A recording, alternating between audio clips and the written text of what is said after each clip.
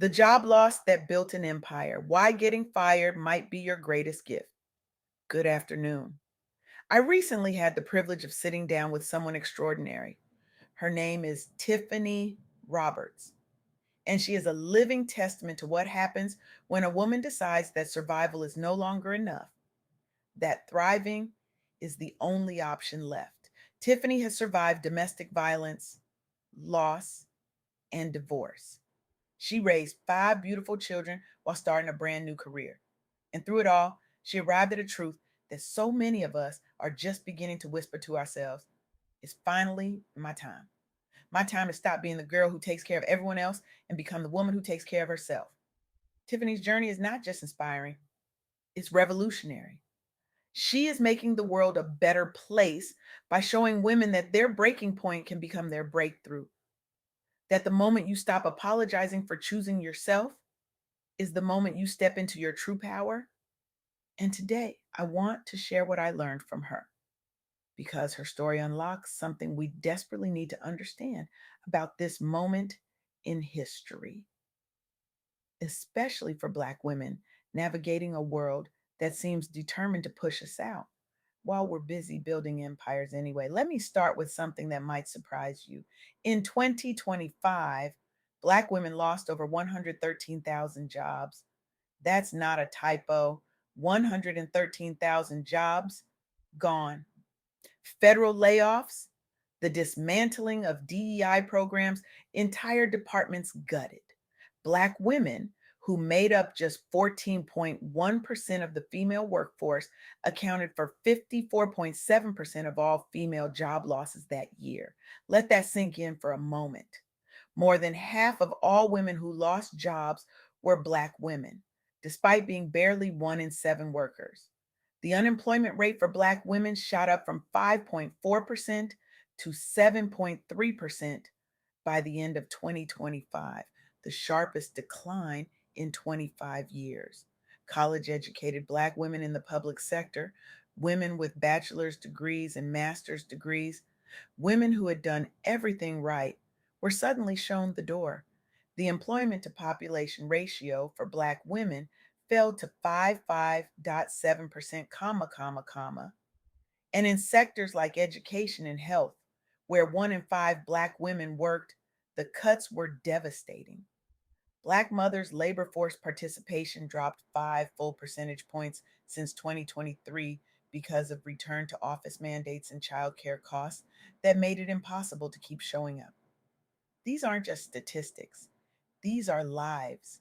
These are women who believed in the system, who played by the rules, who earned their degrees and climbed the ladders and showed up early and stayed late. And the system said, "Thank you for your service. Now leave." Now, here's what you'd expect me to say next. You'd expect me to tell you how tragic this is, how unfair, how we need to fight back, demand justice, call our representatives, and yes, all of that is true. But here's what I learned from Tiffani Roberts and from the women whose stories I studied while preparing for our conversation. These job losses, as brutal as they are doing something unexpected. They are creating hidden leadership pipelines. They are forcing Black women to pivot into entrepreneurship at rates we have never seen before. They are turning systemic exclusion into self made empires that are outpacing traditional career ladders. Let me say that again. The very thing designed to break us is building us. I know that sounds impossible. I know it sounds like I'm trying to put a positive spin on a crisis, but stay with me. Because what's happening right now is not just a tragedy, it's a transformation. And if we're not paying attention, we're going to miss the blueprint that's being written in real time. Let me tell you about LaShonda Hall Jackson. LaShonda worked in Washington, D.C. in a federal DEI role. She was good at her job. She was making a difference. She was the kind of person who walked into rooms and made them better, who saw inequity and didn't just complain about it, but actually built solutions. And then in 2025, her position was eliminated, just like that. The market for DEI professionals evaporated almost overnight. Departments that had been championing equity for years suddenly decided it wasn't a priority anymore. Or rather, the administration decided for them. LaShonda could have panicked. She could have spent months applying to jobs that no longer existed, sending her resume into the void, waiting for someone to recognize her value. Instead, she did something radical. She decided the market wasn't gone, it had just moved. She pivoted to consulting. She started marketing her expertise directly to organizations that still valued equity, even if the federal government didn't. She built her own client base. She rebuilt her income streams faster than many of her peers who were still waiting for the old world to come back. And here's what LaShonda said. And I want you to really hear this. The market that's no longer there requires you to create your own. Creating your own. That's the hidden pipeline. That's the blueprint. When the doors close, you don't sit outside waiting for someone to open them again. You build your own door. You build your own house. You build your own empire. Or consider the women featured in the Reseasoning Coalition's Black Leadership a la carte series.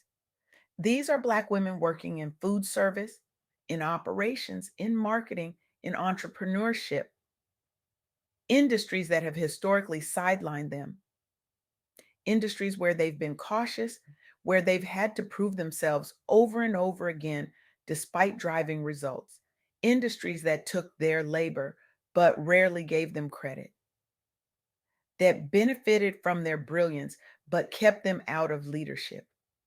But in 2025, as DEI programs dissolved and bias became even more blatant, these women did something powerful. They claimed space, they told their stories, they built peer networks, they trusted organizations like the Reseasoning Coalition to amplify their lived realities. And you know what happened? They became the blueprint. They modeled leadership that moved an entire sector forward.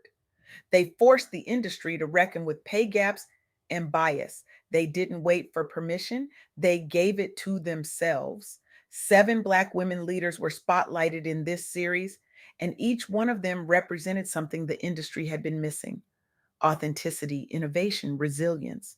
They weren't asking to be let in anymore. They were building their own tables and they were inviting others to sit with them. And then there are the college educated Black women in the public sector, the ones hit hardest by the 2025 layoffs. Nearly half of them have bachelor's degrees or higher. They were working in education, in health departments, in roles that mattered, roles that served communities, roles that required expertise and compassion and a level of dedication that most people can't even fathom. And when the cuts came, when the buyouts were offered, when the administration made it clear they were no longer wanted, these women didn't just disappear. They launched consultancies, they started care businesses, they turned their expertise into entrepreneurial ventures that are now stabilizing entire communities. They became what one researcher called canaries in the coal mine. But instead of just warning us about the danger, they built lifeboats. They didn't just survive the collapse, they created alternatives. In October 2025 alone, 174,000 Black women left the government workforce, not because they wanted to, but because they had to. And instead of letting that loss define them, they redefined what success could look like. They took the skills they'd honed in public service and turned them into private practice. They took the expertise that had been undervalued in federal jobs and sold it at market rate to organizations that actually appreciated it. So here's the counterintuitive idea I want you to sit with. What if the job losses of 2025 aren't stripping Black women of power? What if they're handing us the blueprint to build our empires? Well, I know what some of you are thinking. This sounds like I'm romanticizing trauma. Like I'm saying, wait, Hey, losing your job is great. Go start a business. That's not what I'm saying. Losing a job is devastating. Losing 113,000 jobs is a crisis. The unemployment rate jumping nearly 2 percentage points in a single year is a policy failure of epic proportions. The fact that Black mothers' labor force participation dropped 5 points since 2023 because of return to office mandates and childcare costs is an indictment of a system that never cared about us in the first place. But here's the thing, we can acknowledge the brutality of what's happening and still recognize the brilliance of how Black women are responding. Because that's what Tiffani Roberts taught me. Resilience isn't just about surviving, it's about reinvention. It's about looking at a world that's trying to break you and saying, you know what? I'm going to build something you can't touch. Tiffani survived domestic violence. She survived loss. She survived divorce. She raised 5 children. She started a new career. And through all of that, she realized something profound. She realized she had spent her entire life being a girl, trying to take care of everyone except herself. And now, finally, it was okay to take care of Tiffani. It was okay to prioritize her own healing, her own peace, her own softness. And that shift, that decision to stop performing strength and start embodying wholeness, that's what unlocked everything. Because here's the second insight I want to share with you: self care is not a luxury, it's a strategy. When Black women prioritize personal empowerment, when we stop wearing the superwoman cape, when we give ourselves permission to rest and heal and say no without guilt, we don't become weaker, we become unstoppable. We unlock professional dominance. We build businesses that grow 2 to 3 times faster than average. When supported by networks, we create wealth that doesn't depend on a system that was never designed to include us. This is not about bubble baths and face masks. This is about recognizing that the energy you've been pouring into systems that don't value you can be redirected into building something that does. This is about understanding that your peace is not a reward you earn after you've done everything for everyone else. Your peace is the foundation from which everything else is built.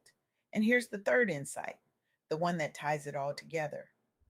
The entrepreneurship edge is real, with public sector employment dropping sharply, with federal job losses hitting Black women at a rate of 30% compared to 11.6% for all women. Pivoting to self employment isn't just a survival tactic, it's a wealth building strategy. Black women led firms, when supported by networks and resources, grow at rates that leave traditional career paths in the dust. We're not just surviving, we're thriving. We're turning exclusion into innovation. We're building empires on our own terms. The data backs this up. Black women are starting businesses at higher rates than any other demographic. And when those businesses are supported by community, by networks, by access to capital and mentorship, they grow 2 to 3 times faster than the average. That's not luck. That's brilliance. That's what happens when you take a lifetime of navigating hostile systems and channel it into creating something new. So let me bring this full circle. Tiffani Roberts told me that she finally feels like it's her time to become a woman, her time to take care of herself, her time to stop apologizing for prioritizing her own peace. And I think that's the message we all need to hear right now, because the world is going to keep trying to push us out. The layoffs might continue, the bias might get worse, the systems might keep failing us. But we don't have to wait for them to fix themselves. We can create our own markets. We can build our own pipelines. We can turn our survival skills into entrepreneurial superpowers. Here's my challenge to you. Today, right now, I want you to audit one hidden skill from your career survival.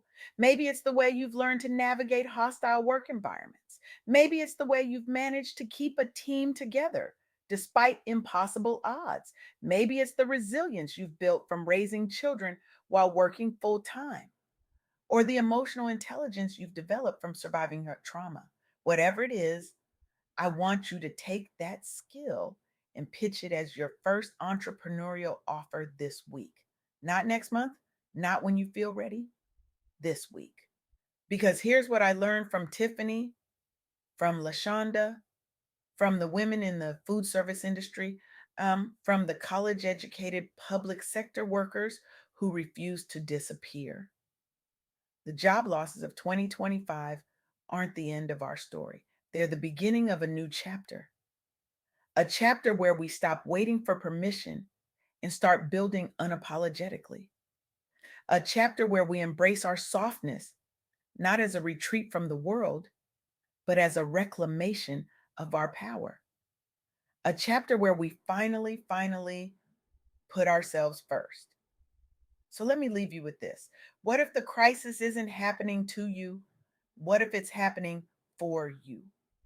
What if every door that's been slammed in your face is actually clearing the path to the empire you were always meant to build? What if your hidden skills, your survival strategies, your refusal to give up, what if all of that is the blueprint? Tiffani Roberts knows it is. LaShonda Hall Jackson proved it. The women in food service are living it. The college educated public sector workers are building it. And I believe deep down you know it too. The hidden pipeline is real and you're already in it. The question is not whether you have what it takes. The question is whether you're ready to stop asking for permission and start claiming what's already yours.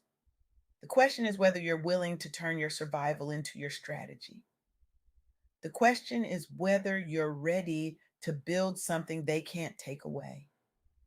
It's your time, not someday, not when the world is ready. Now, today, this moment. It's your time to stop being the girl who takes care of everyone else and become the woman who builds her own empire. It's your time to turn survival into strategy. It's your time to claim your softness, not as an escape, but as the most powerful act of self love and self determination you've ever made. The empire is waiting, and the only person who can build it is you. Now go